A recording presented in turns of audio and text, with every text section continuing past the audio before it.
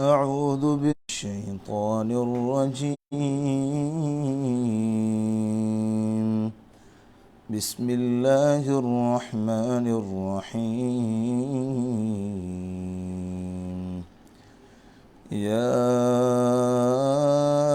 أيها الذين آمنوا لا تتخذوا عدوي وعدوكم أولياء تلقون إليهم بالمودة وقد كفروا بما جاءكم من الحق يخرجون الرسول وإياكم أن تؤمنوا بالله ربكم إن كنتم خرجتم جهادا في سبيلي وابتغاء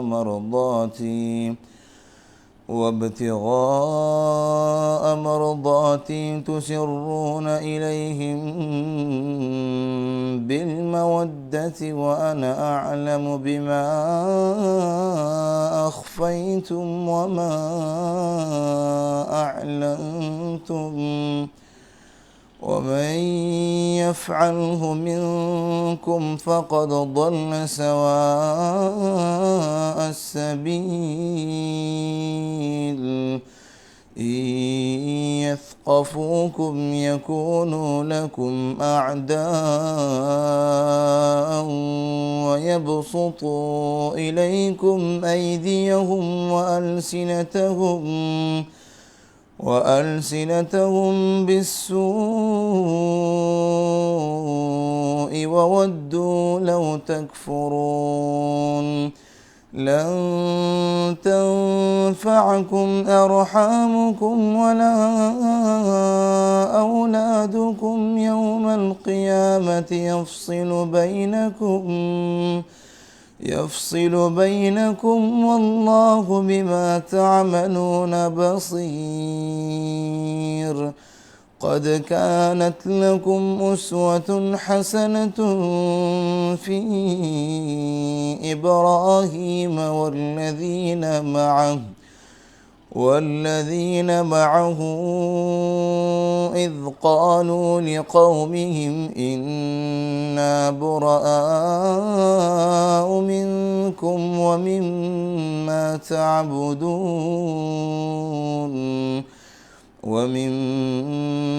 تعبدون من دون الله كفرنا بكم وبدا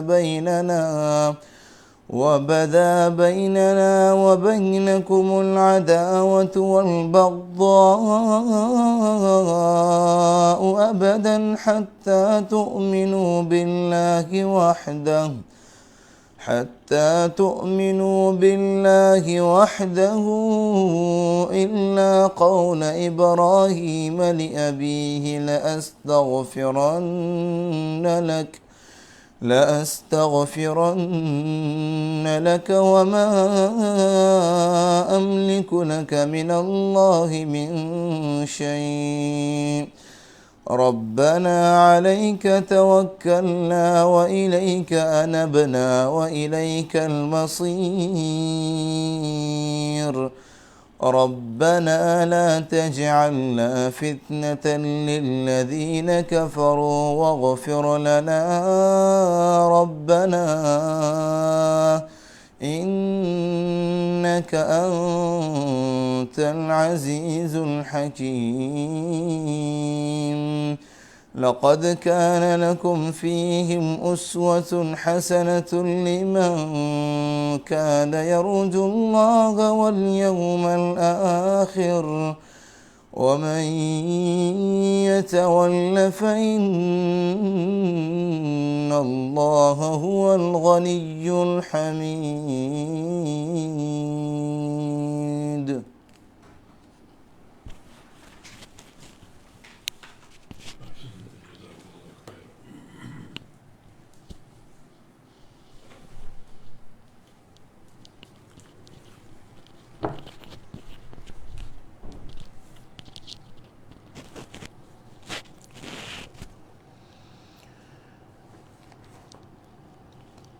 إن الحمد لله نحمده ونستعينه ونستغفره ونعوذ بالله من شرور أنفسنا ومن سيئات أعمالنا من يهده الله فلا مضل له ومن يضلله فلا هادي له وأشهد أن لا إله إلا الله وحده لا شريك له وأشهد أن محمدا عبده ورسوله يا أيها الذين آمنوا اتقوا الله حق تقاته ولا تموتن إلا وأنتم مسلمون يا أيها الناس اتقوا ربكم الذي خلقكم من نفس واحدة وخلق منها زوجها وبث منهما رجالا كثيرا ونساء واتقوا الله الذي تساءلون به والأرحام إن الله كان عليكم رقيبا يا أيها الذين آمنوا اتقوا الله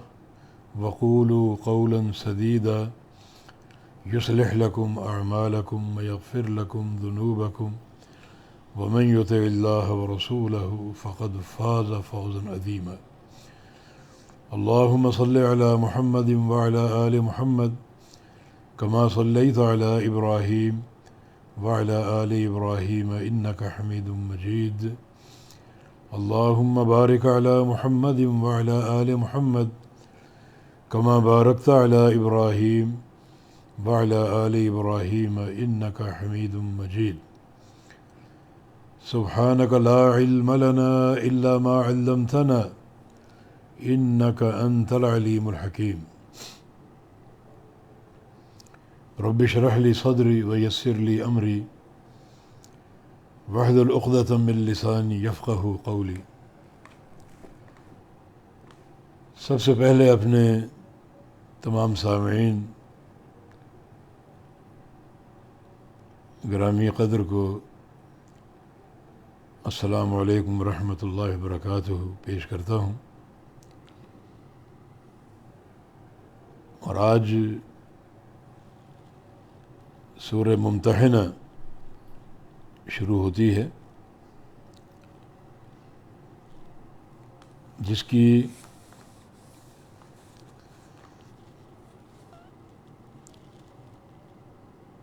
13 آیتیں ہیں،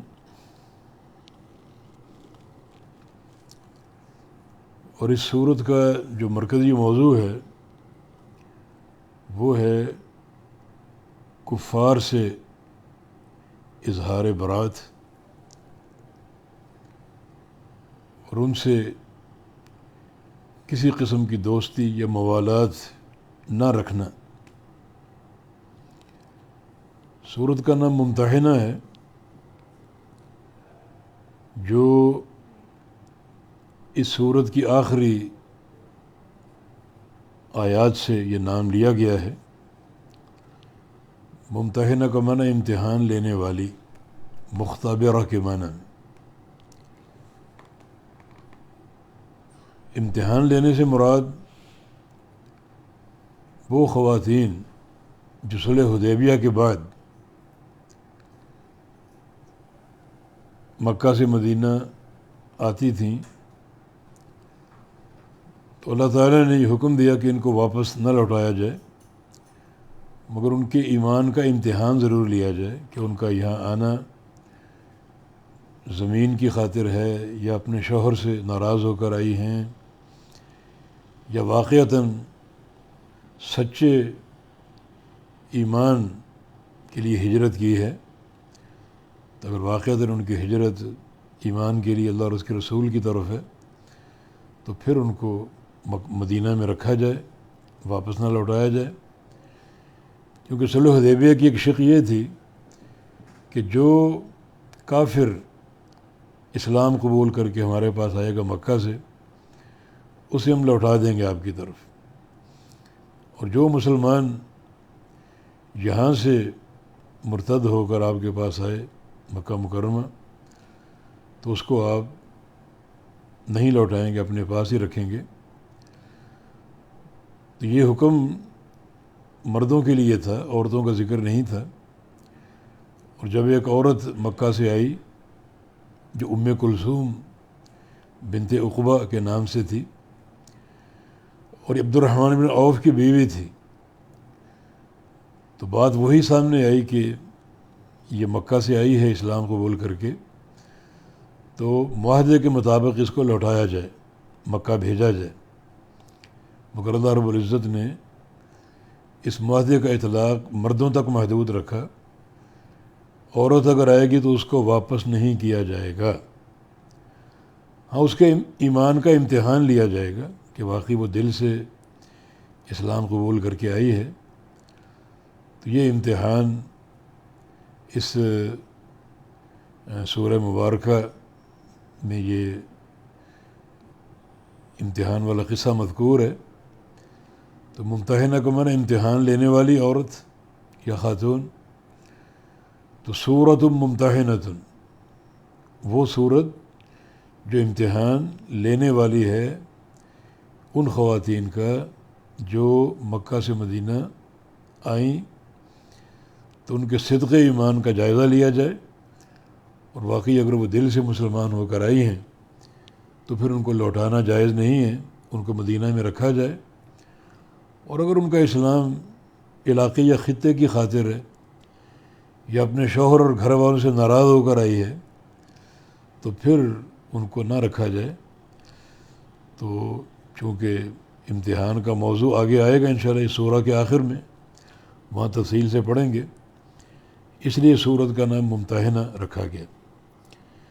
مگر آغاز سورت میں ایک بڑا اہم موضوع اٹھایا گیا ہے، اور وہ ہے الولاء والبراء. محبت کے قابل کون ہے، عداوت کے قابل کون ہے. اور یہ بات واضح کی گئی کہ جو کفار ہیں، مشرکین ہیں، وہ کسی بھی طرح کسی محبت یا موالات کے قابل نہیں ہیں. ان سے عداوت ہی رکھی جائے گی، وہ دشمن اللہ اور اس کے رسول کے. تو یہ اس سورت کا آغاز ہے. دراصل ایک واقعہ پیش آیا تھا جس پر یہ آیات نازل ہوئیں. واقعہ ہم بتاتے ہیں. اللہ تعالیٰ کا فرمان، یا ایھا الذین آمنوا، اے وہ لوگوں جو ایمان لائے، لا تتخذوا عدوی وعدوکم اولیاء،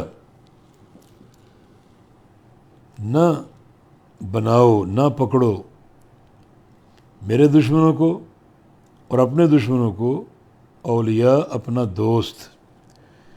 یہ اولیاء ولی ان کی جمع دوست کے معنی میں، کہ جو میرے دشمن ہیں، یہ تمہارے دشمن ہیں، انہیں دوست مت بناؤ، انہیں دوست مت پکڑو، منع کر دیا گیا. تلقون الیہم بالمودہ، تم ان کی طرف بھیجتے ہو مودہ، محبت کے پیغام. وقد کفروا بما جاءکم من الحق، حالانکہ معاملہ یہ ہے کہ تحقیق انہوں نے کفر کیا اس چیز کے ساتھ جو تمہارے پاس آئی حق کی صورت میں. تمہارے پاس حق آیا، اس کا وہ انکار کرتے ہیں، کفر کرتے ہیں، اور تم ان کو دوستی کا پیغام بھیجتے ہو.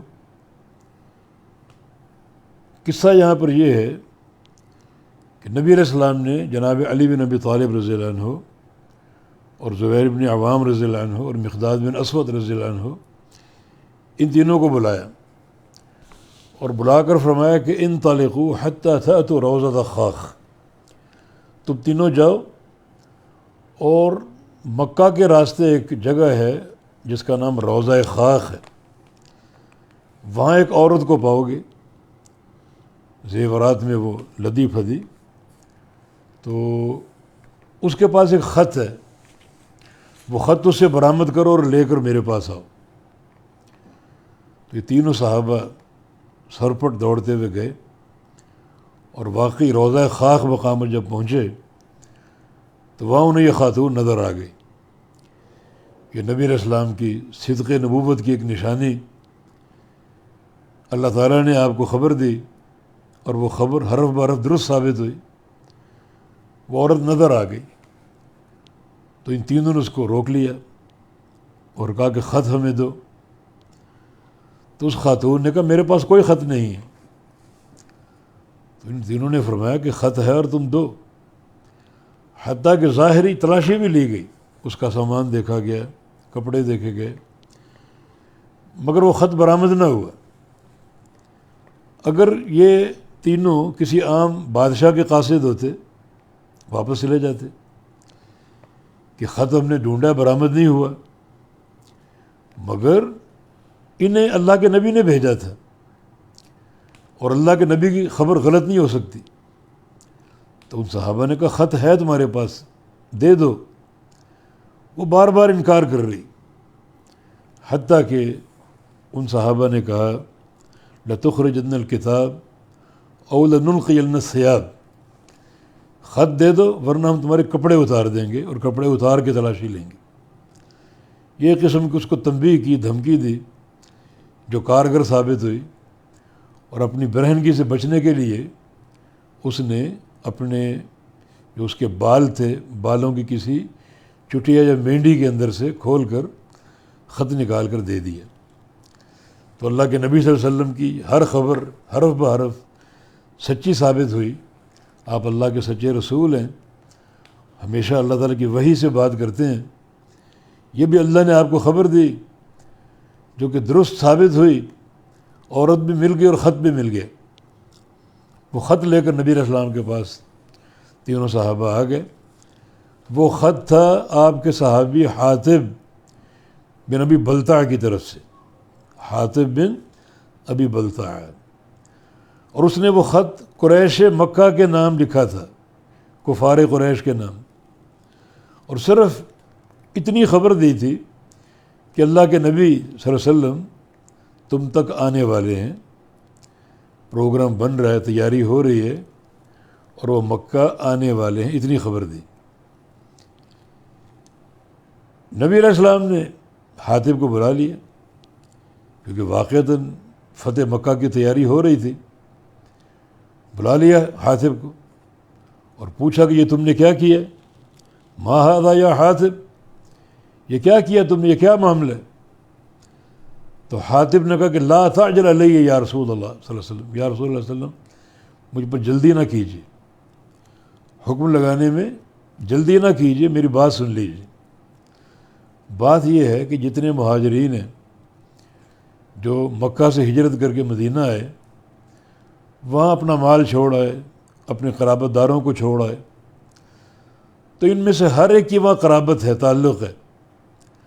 اس تعلق کی بنا پر مکہ والے ان کے مال کی حفاظت کرتے ہیں، ان کے اہل و عیال کی حفاظت کرتے ہیں، مگر میری وہاں قرابت کوئی نہیں، نہ میرا وہاں مال محفوظ ہے، نہ میری قرابت محفوظ ہے، جو اہل و عیال وغیرہ۔ تو میں نے سوچا ان پر ایک احسان کر دوں، اس احسان کے بدلے وہ میرے عیال اور میرے مال کی حفاظت کریں۔ بس یہ میرا مقصد تھا، اور کوئی مقصد نہیں تھا۔ نہ میں نے کوئی بڑا راز افشا کیا ہے اور نہ کوئی بڑی اہم ان کو خبر دی ہے، اتنا بتایا کہ اللہ کے نبی تیاری کر رہے ہیں اور لگتا ہے کہ ان کا رخ آپ کی طرف ہے۔ تو یہ معاملہ ہے۔ تو رسول اللہ صلی اللہ علیہ وسلم نے فرمایا کہ صادقہ، اس نے سچ کہا ہے، یہ سچا ہے، اس کا عذر ماخوذ اور قابل قبول ہے۔ امیر عمر بن خطاب رضی اللہ عنہ نے اصرار کیا کہ میں اس کی گردن اڑا دوں، اس نے ہمارا راز افشا کرنے کی کوشش کی، مگر رسول اللہ صلی اللہ علیہ وسلم نے فرمایا کہ ایسا مت کرو، یہ حاطب بدری صحابی ہے، جنگ بدر میں شریک تھا، اور لعل اللہ اطلع علی اہل بدر فقال اعملوا ما شئتم فقد غفرت لکم، اور اللہ رب العزت اہل بدر پہ جھانکا، مطلع ہوا اور فرمایا تھا کہ اے اہل بدر، آج کے بعد تم جو چاہو کرو، میں تمہیں معاف کر چکا ہوں۔ تو حاطب بن ابی بلتع بدری صحابی اللہ تعالیٰ کی طرف سے معافی اور بخشش کا مستحق ہو چکا ہے، تو آپ ایسی بات نہ کریں۔ تو اس قصے پر یہ چند آیات نازل ہوئیں، یہ سورہ ممتحنہ کی یہ چند آیات نازل ہوئیں، تو اس میں اللہ تعالیٰ نے ایک پوری رہنمائی دی ہے۔ چنانچہ فرمایا کہ یا ایھا الذین آمنوا، اے ایمان والو، لا تتخذوا عدوی وعدوکم اولیاء، مت بناؤ مت پکڑو میرے دشمنوں کو اور اپنے دشمنوں کو اپنا دوست. عدوٌ ویسے لفظاً واحد کا صیغہ ہے، اس کی جمع اعداء آتی ہے، مگر عدوٌ ایک ایسا صفت کا صیغہ ہے جو واحد تثنیہ اور جمع سب کے لیے استعمال ہو سکتا ہے. اس لیے ہم نے ترجمہ کیا عدوی میرے دشمنوں کو، حالانکہ لفظ بظاہر واحد ہے مگر عدوٌ کا صیغہ واحد تثنیہ جمع سب پر اس کا اطلاق ہو سکتا ہے.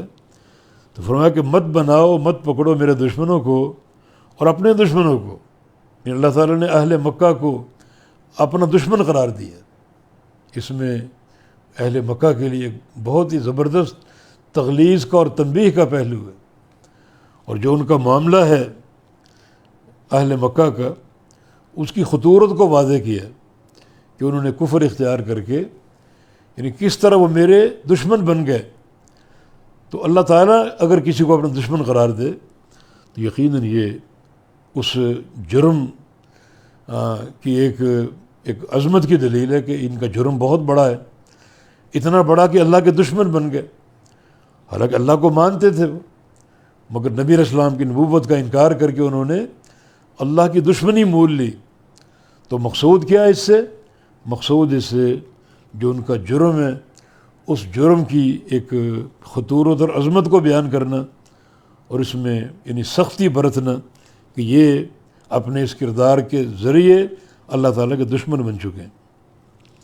تو فرمایا جو اللہ کے دشمن ہو اور تمہارے دشمن ہو انہیں دوست مت بناؤ. تلقون الیہم بالمودہ، تم بھیج دو ان کی طرف بالمودہ محبت کے پیغام. یہ بات زائدہ ہے. تلقون الیہم بالمودہ تھا معنی یہ کہ تم ان کی طرف محبت کے پیغام بھیجتے ہو، یا پھر یہ بات سببیہ. تلقون الیہم بالمودہ کا معنی ہوگا کہ تم ان کی طرف بھیجتے ہو راز، ان سے محبت کی بنا پر، ان سے محبت کے سبب سے. تو یا تو بات زائدہ ہے تلقون الیہم المودۃ کہ تم ان کی طرف محبت کے پیغام بھیجتے ہو، یا یہ بات سببیہ کہ تلقون الیہم اسرار النبی صلی اللہ علیہ وسلم بالمودہ کہ ان کی طرف تم اللہ کے رسول کے بھید اور راز بھیجتے ہو، افشا کرتے ہو ان کی محبت کی بنا پر. وقد کفروا بما جاءکم من الحق، یہ واو حالیہ، اور حالانکہ انہوں نے کفر کیا اس چیز کے ساتھ جو تمہارے پاس حق آیا. وہ کتاب و سنت کے منکر ہیں، حق کے منکر ہیں، اس دین کے منکر ہیں، اور تم ان سے محبتیں قائم کرتے ہو اور ان کی طرف راز بھیجتے ہو، اسلام کے راز، مسلمانوں کے راز. یہ ان کا گھرونا کردار ہے. اللہ اور اس کے رسول سے کفر کرنے والے اور حق کا انکار کرنے والے. اور ایک گھرونا کردار یہ بھی ہے یخرجون الرسول وإیاکم، اور وہ نکالتے ہیں رسول صلی اللہ علیہ وسلم کو اور تمہیں. رسول صلی اللہ علیہ وسلم کو انہوں نے نکلنے پر مجبور کیا اور تمہیں بھی. یعنی مکہ سے مدینہ کیوں نکلے، مکہ کیوں چھوڑا، بیت اللہ اللہ کا گھر جہاں کی ایک نماز 1,00,000 نماز کے برابر ہے، اس کے ترک پر مجبور کیوں ہوئے؟ ان کی اذیتوں کی بنا پر. تو یہ وہ لوگ ہیں جن کا یہ کردار ہے کہ وہ نکالنے والے ہیں رسول صلی اللہ علیہ وسلم کو اور تمہیں.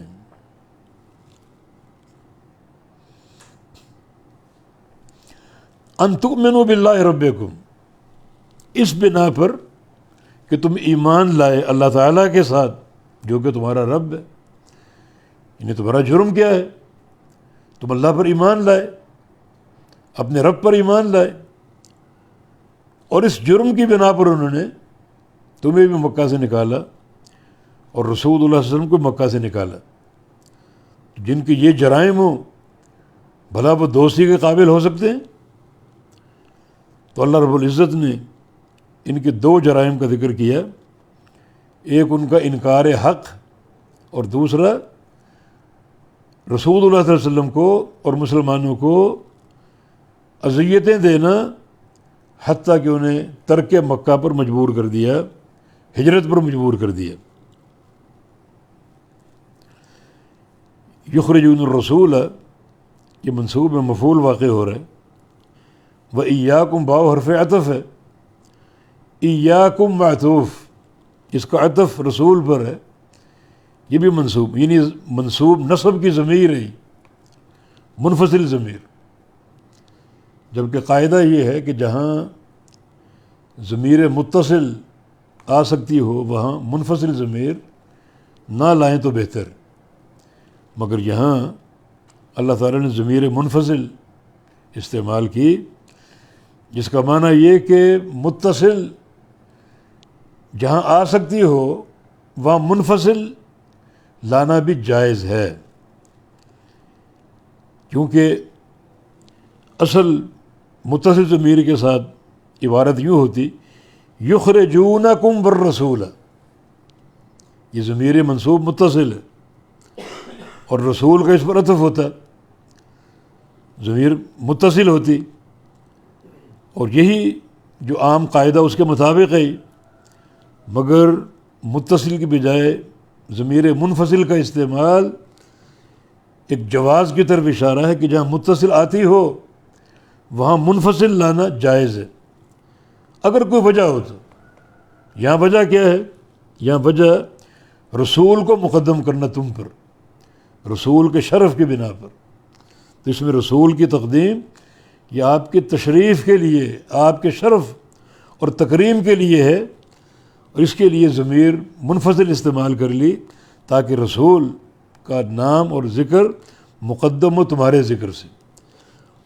تو یخرجون الرسول و ایاکم، خلاصہ یہ کہ ایاکم ضمیر منصوب منفصل ہے، حالانکہ یہ ضمیر منصوب متصل بھی استعمال ہو سکتی ہے، یخرجونکم بالرسول، لیکن یہاں انفصال ضمیر کا لایا گیا ایک حکمت کی وجہ سے، اور حکمت یہ ہے کہ رسول کے نام کی تقدیم ہو جائے رسول کے شرف کی بنا پر۔ یعنی جہاں متصل ضمیر لانے کی قدرت ہو، ممکن ہو، وہاں منفصل ضمیر نہ لائی جائے تو بہتر ہے، لیکن منفصل ضمیر لانے میں کوئی حکمت ہو تو اس کو لانا جائز ہے، واللہ اعلم۔ تو فرمایا کہ یخرجون الرسول و ایاکم، وہ نکالنے والے تھے رسول کو اور تمہیں، کس قصور کی بنا پر؟ ان تؤمنوا باللہ ربکم، کہ تم ایمان لائے اللہ تعالیٰ کے ساتھ جو کہ تمہارا رب ہے، یہ تمہارا جرم ہے، اور ایمان کے جرم میں انہوں نے تمہیں مکہ سے نکالا، اور تم ان سے دوستی قائم کرتے ہو، دوستی کے اور محبت کے پیغام انہیں بھیجتے ہو۔ ان کنتم خرجتم جہادا فی سبیلی وابتغاء مرضاتی، اگر تم نکلے ہو یعنی مکہ سے میری راہ میں جہاد کے لیے، وابتغاء مرضاتی، اور میری رضا طلب کرنے کے لیے، میری رضا طلب کرنے کے لیے، یہ ان شرطیہ ہے۔ اگر تم جہاد فی سبیل اللہ کے لیے نکلے ہو، اور اگر تم مکہ سے میری رضا طلب کرنے کے لیے نکلے ہو، یہ جزا شرطیہ، اور جہاں حرف شرط آ جائے وہاں بعد میں دو جملے ضرور ہوتے ہیں، ایک جملہ شرطیہ اور جملہ جزائیہ، یعنی شرط کا جواب۔ تو جملہ شرطیہ تو مذکور ہے کہ اگر تم نکلے ہو جہاد فی سبیل اللہ کے لیے اور میری رضا طلب کرنے کے لیے، مگر اس کا جواب مذکور نہیں، جواب محذوف ہے، اور جواب واضح ہے اگر سیاق کلام کو دیکھا جائے، اور وہ جواب کیا ہو سکتا ہے؟ فلا تلقوا الیہم بالمودہ، تو پھر ان کی طرف دوستی کے پیغام مت بھیجو، میری محبت اور میری رضا کا تقاضا یہ ہے کہ ان سے دوستی مت قائم کرو، اور جہاد فی سبیل اللہ جس کے خاطر تم نے ہجرت کی اس کا تقاضا بھی یہی ہے کہ وہ لوگ تو قتال کے قابل ہیں نہ کہ محبت کے قابل۔ تو ان شرطیہ اور کنتم خرجتم جہادا فی سبیل، یہ جملہ شرط اور جواب اس کا محذوف ہے، معنی یہ کہ اگر تم نکلے ہو میری راہ میں جہاد کے لیے اور میری رضا تلاش کرنے کے لیے، فلا تلقوا الیہم بالمودہ، پھر ان کی طرف دوستی کہ پیغام مت بھیجو اور ان سے دوستی مت قائم کرو. فمن یفعلہ منکم فلا تلقوا تسرون الیہم بالمودہ، تم خفیہ اور چھپا کر ان کی طرف محبت کے پیغام بھیجتے ہو. تسرون سر سے اسرار یعنی چھپا کر کوئی کام کرنا اور خفیہ طور پہ کوئی کام کرنا. تسرون الیہم بالمودہ، تم چھپا کر ان کی طرف دوستی کے پیغام بھیجتے ہو. کیونکہ حاتب نے یہ خط بالکل خفیہ رکھا اور کسی کو بتایا بھی نہیں، اور وہ خاتون جو مکہ جا رہی تھی اس کے حوالے کر دیا کہ یہ خط جا کر مشرکین مکہ اور ان کے سرداروں کو دے دینا، اور بالکل یہ معاملہ چھپا کر رکھا اور خفیہ رکھا. تو اللہ فرما رہا ہے تسرون الیہم بالمودہ، تم ان کی طرف خفیہ محبت کے پیغام بھیجتے ہو. وانا اعلم بما اخفیتم وما اعلنتم، اور تم یہ بات نہیں جانتے کہ میں خوب جانتا ہوں جو تم چھپاؤ اور جو تم ظاہر کرو. ہر بات میں جانتا ہوں، تمہیں اس بات کا علم، یہ ادراک نہیں ہے، تو تم نے کس سے چھپانے کی کوشش کی جبکہ میں ہر بات کو جانتا ہوں. اعلم کیا تو صیغہ مضارع ہے، معنی میں جانتا ہوں. کس چیز کو؟ ما اخفیتم، جو تم چھپاؤ، وما اعلنتم، اور جو تم ظاہر کرو. یا پھر یہ اعلم اسم تفضیل کا صیغہ ہے، معنی میں خوب جانتا ہوں، سب سے زیادہ جانتا ہوں. کس چیز کو؟ بما اخفیتم، اس چیز کو جو تم چھپاؤ، وما اعلنتم، اور جو تم ظاہر کرو. جو کچھ تم نے چھپایا وہ بھی میں جانتا ہوں، اور جو کچھ تم نے ظاہر کیا وہ بھی میں جانتا ہوں، اور کوئی چیز مجھ سے پوشیدہ اور مخفی نہیں ہے. لا یخفی علیہ شیء فی الارض ولا فی السماء، اللہ تعالیٰ پر آسمانوں اور زمینوں کی کوئی بات، کوئی شے مخفی نہیں ہے. ہر بات کو سنتا ہے، چاہے وہ بات پست ہو یا دل کے اندر ہو یا زبان پر اونچی آواز سے آئے. ہر عمل کو دیکھتا ہے، عمل چھوٹا ہو یا بڑا ہو، دن میں ہو یا رات میں ہو، کوئی چیز اس سے مخفی اور پوشیدہ نہیں ہے، اور میں خوب جاننے والا ہوں. فمن یفعل منکم فقد ضل سواء السبیل، اور جو کرے گا تم میں سے کوئی یہ کام، وہ سیدھے راستے سے بھٹکا ہوا ہے، سیدھے راستے سے بھٹک گیا، سیدھے راستے سے وہ دور ہو گیا جو اس قسم کے کام کرے گا. کس قسم کے کام؟ ان کفار سے خفیہ طور پہ اظہار محبت، جو کہ حاتب سے یہ کام ہو گیا. لیکن اس سورت کے شروع کا جو جملہ اس پر غور کرو، یا ایھا الذین آمنوا، اے ایمان والو. اور یہ اس ایمان والوں میں اصل مخاطب حاتب ہیں، تو اس جرم کے باوجود اللہ تعالیٰ نے ان کے ایمان کی نفی نہیں کی بلکہ ان کو مومن ہی کہا. تو معنی یہ ہوا کہ بندہ اگر کسی بڑے جرم کا بھی ارتکاب کر لے تو ایمان سے وہ خارج نہیں ہوتا. دو جماعتیں گزری ہیں پرانی، خارجی اور معتزلہ، جو کبیرہ گناہ کے مرتکب بندے کو کافر قرار دیتے ہیں. خارجی کہتے ہیں کہ جس نے کبیرہ گناہ کا ارتکاب کیا وہ ایمان سے نکل کر کفر میں داخل ہو گیا، جبکہ معتزلہ کا عقیدہ یہ ہے کہ جس نے کبیرہ گناہ کا ارتکاب کیا وہ ایمان سے تو خارج ہو جائے گا مگر کفر میں داخل نہیں ہوگا، بلکہ ایمان اور کفر کے مابین ایک منزل ہے، اس میں وہ کھڑا ہو جائے گا، رک جائے گا. لیکن دونوں جماعتیں ایسے بندے کو ایمان سے خارج قرار دیتی، مگر اللہ رب العزت نے یا ایھا الذین آمنوا سے خطاب کر کے ان کے ایمان کو برقرار رکھا اور ان کو مومن کہا. تو اس میں اہل السنہ اور اہل الحدیث کے عقیدے کی ترجمانی ہو رہی ہے اور ان کے عقیدے کی تائید ہو رہی ہے کہ کبیرہ گناہ کے ارتکاب سے بندہ کافر نہیں ہوتا اور ایمان سے خارج نہیں ہوتا.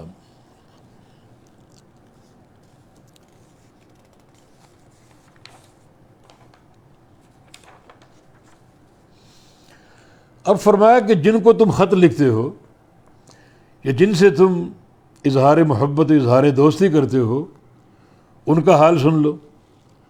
وہ کس کردار کے مالک ہیں؟ تم کیا سمجھتے ہو یہ خط لکھ کر ان کی دوستی خرید لو گے، یا ان سے محبت کے پیغاموں کا تبادلہ کر کے ان کی دوستی خرید لو گے؟ سنو ان کا کردار، ان کی حالت کیا ہے. ان یثقفوکم یکونوا لکم اعداء، اگر وہ تم کو پالیں کہیں بھی تو وہ تمہارے دشمن ہوں گے. بھول جاؤ کہ تمہارے دوست بن جائیں گے وہ. اس طرح یعنی خط لکھنے سے اور اس طرح محبت اور دوستی کا پیغام بھیجنے سے ان کے اندر تمہاری دوستی آ جائے گی اور محبت پیدا ہو جائے گی. بھول جاؤ یہ وہ تمہارے ہمیشہ کے دشمن ہیں. ان یثقفوکم، اگر وہ پائیں تمہیں، اگر وہ پالیں تمہیں، تمہاری ان سے ملاقات ہو جائے، یکونوا لکم اعداء، تو ہوں گے وہ تمہارے دشمن. وَيَبْسُطُوا إِلَيْكُمْ بِأَيْدِيهِمْ وَأَلْسِنَتِهِمْ، اور وہ پھیلائیں گے، بڑھائیں گے، الیکم تمہاری طرف، اپنے ہاتھوں کو. ایدی یدن کی جمع ایدی، اپنے ہاتھوں کو. وَأَلْسِنَتِهِمْ، اپنی زبانوں کو. یہ ہاتھوں کو بڑھائیں گے تمہاری طرف اور زبانوں کو بڑھائیں گے تمہاری طرف. ہاتھوں کو بڑھانے کا معنی کہ تم کو مارنے سے اور قتل تک کرنے سے گریز نہیں کریں گے، اور زبانوں کے پھیلانے اور بڑھانے کا معنی تمہیں وہ گالیوں سے نوازیں گے، ڈانٹ ڈپٹ کریں گے، تمہارے بارے میں نازیبا کلمات استعمال کریں گے. تو تم کیسے کہہ سکتے ہو کہ ان کی طرف دوستی کا ہاتھ بڑھانے سے تمہاری وہ دوستی قبول کر لیں گے، یہ خط لکھنے سے وہ تم سے محبت کرنے لگیں گے؟ ہرگز نہیں. تمہارا یہ جو عمل ہے، جو تم نے ایک جرم کا ارتکاب کیا، بالکل عبث اور بے فائدہ ہے. جس قوم سے تم دوستی کی توقع رکھتے ہو ان کا کردار یہ ہے کہ اگر تمہیں کہیں پالیں تو وہ تمہارے دشمن ہوں گے اور ہمیشہ تمہاری طرف اپنے ہاتھ بڑھائیں گے اور اپنی زبانیں بڑھائیں گے. ہاتھ بڑھانے کا معنی مارنا، زخمی کرنا، اذیت دینا، حتیٰ کہ قتل کر دینا. اور زبانیں بڑھانے کا معنی غیبتیں کرنا اور پھر تمہارے لیے جو ہے وہ گالی گلوچ کا معاملہ رکھنا، اور تمہارے لیے زبانی اذیت کے جو بھی معاملے ہو سکتے ہیں وہ بڑھانا اور پھیلانا. آگے بالسوء فرمائے، وَأَلْسِنَتَهُمْ بِالسُّوءِ، کہ برائی کے ساتھ تمہاری طرف اپنی زبانیں بڑھائیں گے اور اپنے ہاتھ بڑھائیں گے. وہ برائی کیا ہے؟ ہاتھ کی برائی قتل ہے، اور ضرب اور مارنا، اذیت دینا، اور زبان کی برائی گالی گلوچ وغیرہ کرنا. وَدُّوا لَوْ تَكْفُرُونَ، اور ان کی چاہت اور خواہش کیا ہے کہ کاش تم بھی کافر بن جاؤ. یہ ان کی یعنی وہ تم سے تبھی حقیقی دوستی قائم کریں گے جب تم کافر بن جاؤ. تو جو تم نے اقدام کیا اور ان کو خط بھیج کر ان سے محبت چاہی، دوستی چاہی، وہ تمہیں ہرگز حاصل نہیں ہوگی. تمہارے ہمیشہ کے دشمن ہیں، دشمنی قائم رہے گی، تمہیں وہ اذیت دیتے رہیں گے جب تم کو ملیں گے، اور ایک ہی صورت میں وہ دشمنی ان کی زائل ہو سکتی ہے اور تم سے وہ دوستی کر سکتے ہیں کہ تم دین اسلام کو چھوڑ کر، اللہ کی توحید کو چھوڑ کر کفر اختیار کر لو.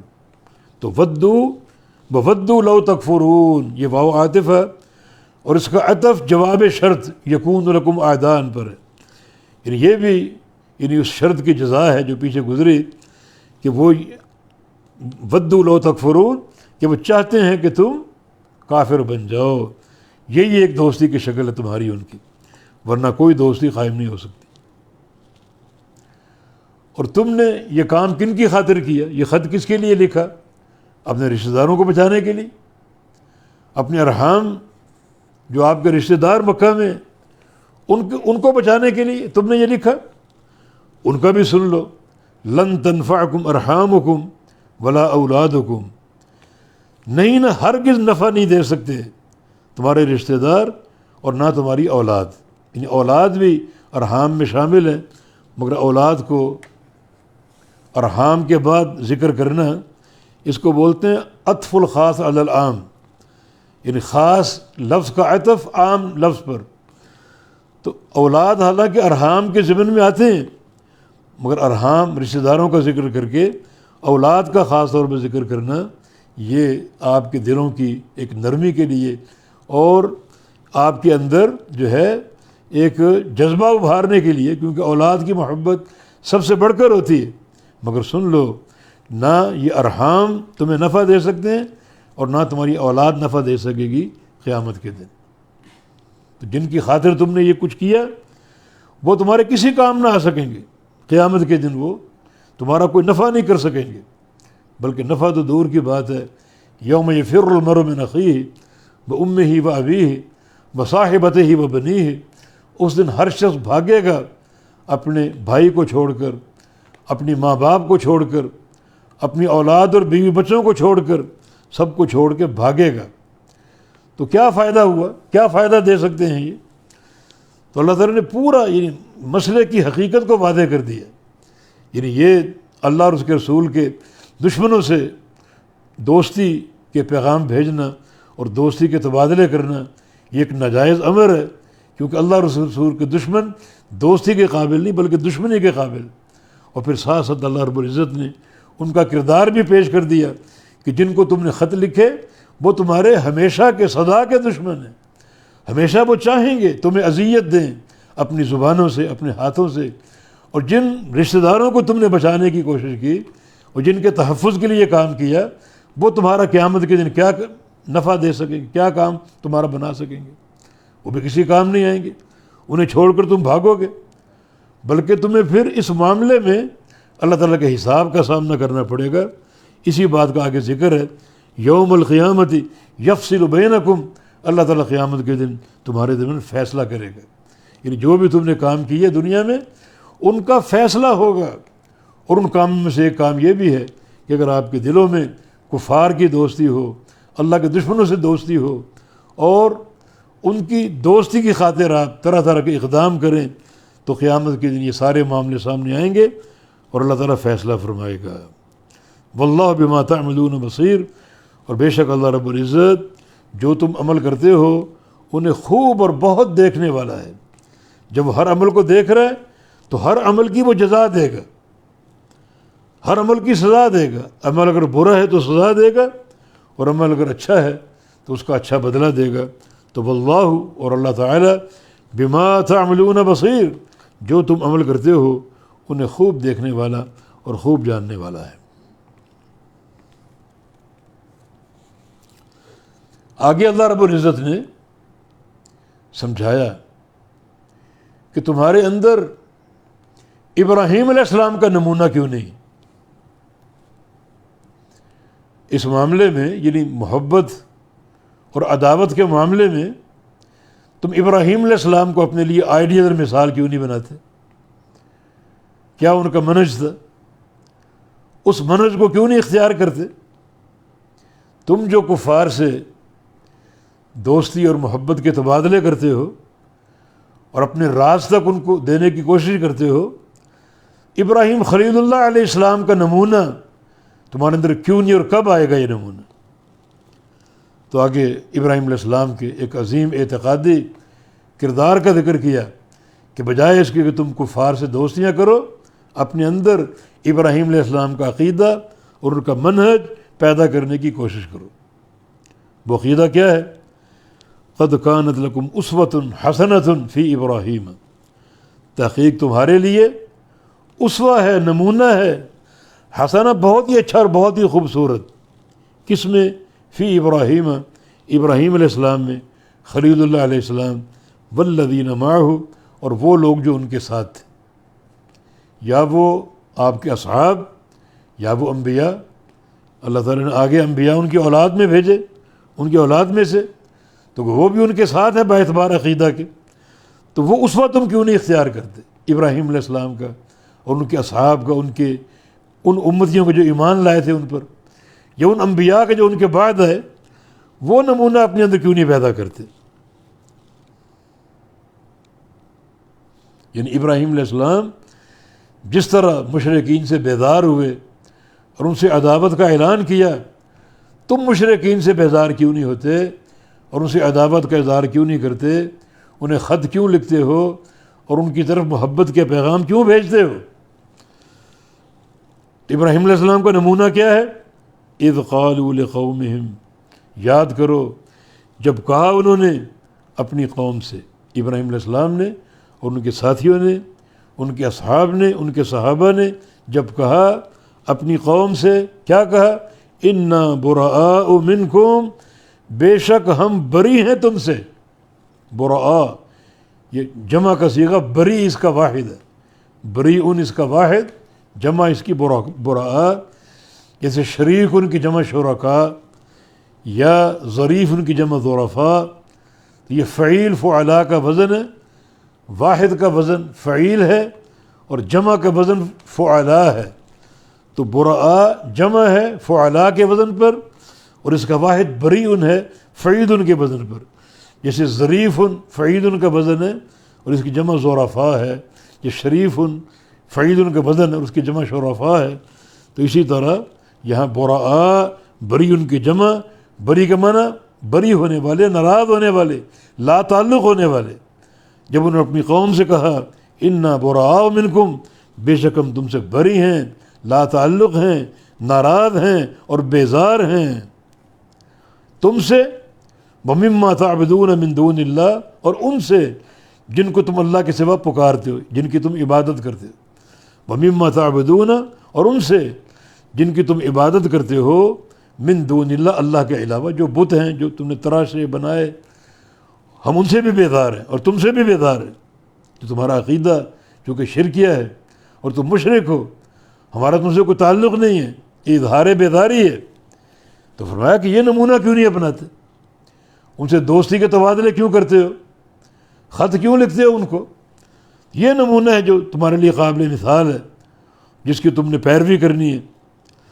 تو اذ قالوا، جب کہا انہوں نے، یعنی ابراہیم علیہ السلام نے اور ان کے ساتھیوں نے، کن سے؟ لقومہم، اپنی قوم سے. انا، کیا کہا؟ بے شک ہم، براء بری ہیں، لا تعلق ہیں، بیزار اور ناراض ہیں، منکم تم سے، ومما تعبدون من دون اللہ، اور ان سے جن کی تم عبادت کرتے ہو اللہ کے علاوہ، اللہ کے سوا.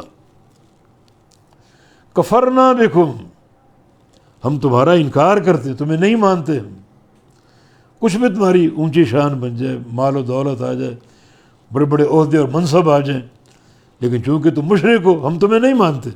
کفرنا بکم، ہم تمہیں نہیں مانتے.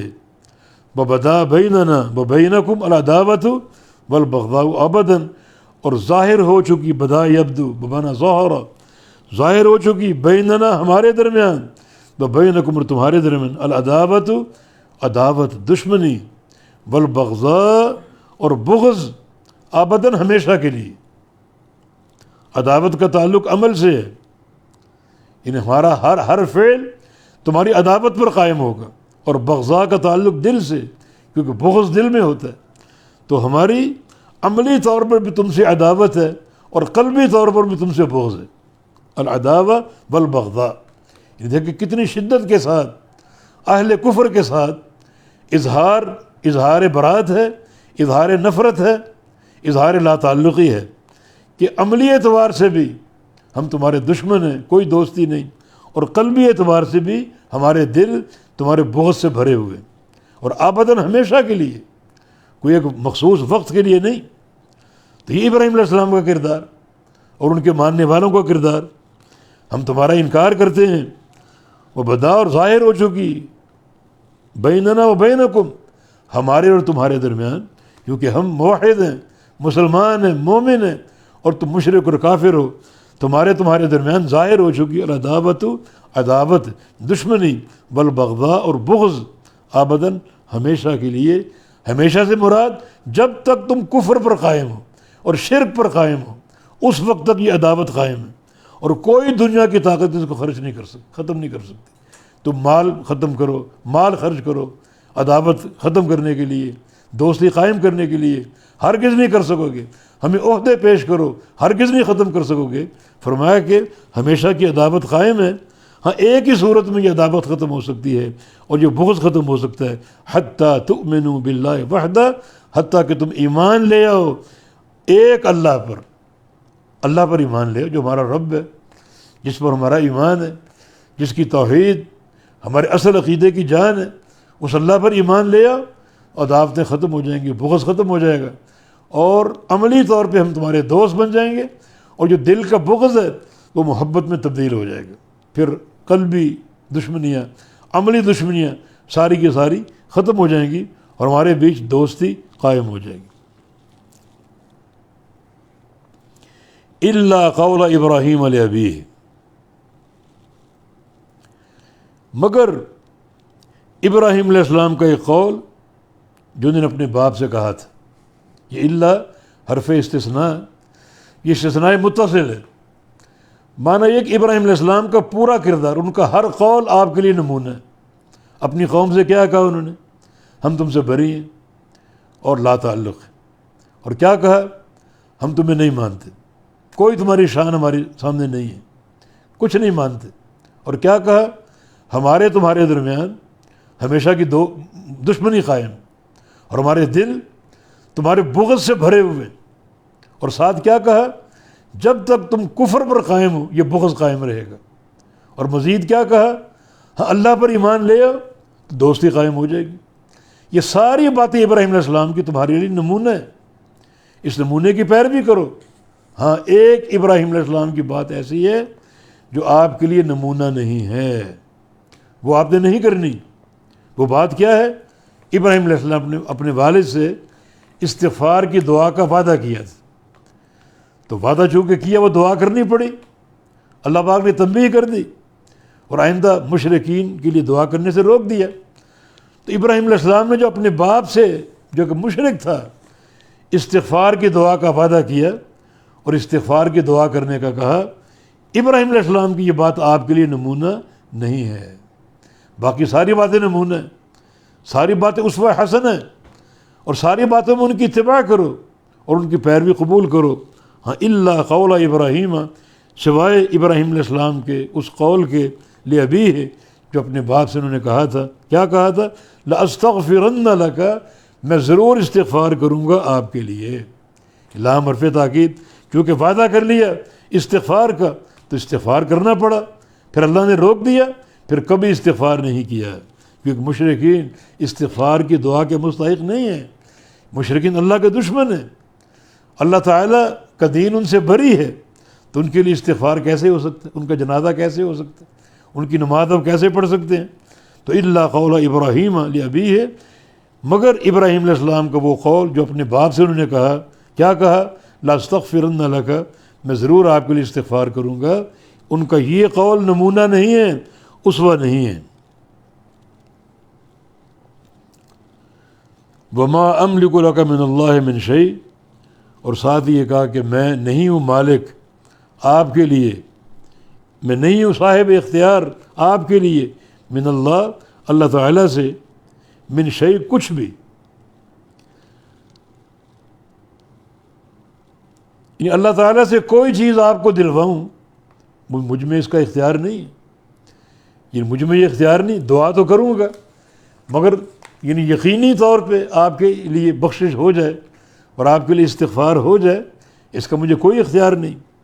ابراہیم علیہ السلام نے وعدہ کیا ان سے استغفار کا، اور وہ وعدہ پورا کرنا پڑا، لیکن فرمایا کہ ان کا یہ قول، یہ وعدہ تمہارے لیے ہرگز نمونہ نہیں ہے۔ کسی مشرک کے لیے استغفار کی دعا نہیں، ہدایت کی دعا کر سکتے ہو مگر استغفار کی دعا نہیں کر سکتے۔ ربنا علیک توکلنا، اے ہمارے رب صرف تجھ پر ہم بھروسہ کرتے ہیں، وإلیک انبنا، اور صرف تیری طرف ہم رجوع اختیار کرتے ہیں، وإلیک المصیر، اور تیری طرف ہم نے لوٹنا ہے۔ ربنا علیک توکلنا، اے ہمارے رب صرف تجھ پر ہم بھروسہ کرتے ہیں۔ یہ جار مجرور مقدم ہے، حصر کا معنی ہے۔ وإلیک انبنا میں بھی جار مجرور مقدم ہے اور حصر کا معنی ہے، وإلیک المصیر، اور یہاں بھی جار مجرور مقدم ہے۔ تینوں جملوں میں حصر کا معنی ہے کہ تجھ پر ہی ہم توکل کرتے ہیں اور تیری طرف ہی ہم رجوع کرتے ہیں اور تیری طرف ہی ہم نے لوٹنا ہے۔ تو ابراہیم علیہ السلام کی دعا کا یہ تتمہ اور تکملہ ہے، جو اس موقع پر دعا کی اور ساتھ ساتھ یہ بھی کہا کہ اے ہمارے رب ہم تجھ پر ہی توکل کرتے ہیں اور تیری طرف ہم رجوع اختیار کرتے ہیں، ہر معصیت کو چھوڑ کر تیری طرف لوٹتے ہیں اور اعمال صالحہ انجام دیتے ہیں، وإلیک المصیر، اور تیری طرف ہم نے لوٹ کے جانا ہے۔ یعنی معاملہ کچھ بھی ہو، رجوع تیری طرف ہے اور تیری طرف ہی لوٹ کر ہم نے پہنچنا ہے۔ یعنی پوری دنیا کی زندگی ملتی ہے وہ پوری دنیا کی زندگی تیری نگرانی میں گزارتے ہیں، پھر موت آئے گی تو موت کے بعد وہ نگرانی ختم نہیں ہو جائے گی، بلکہ مرنے کے بعد بھی تیری طرف ہم نے لوٹنا ہے۔ جب قیامت قائم ہوگی تیرے سامنے کھڑا ہونا ہے، اور تو نے سارے اعمال کا حساب لے کر ہمیں جنت یا جہنم کا جو راستہ دکھانا ہے اور وہ داخلہ عطا فرمانا ہے۔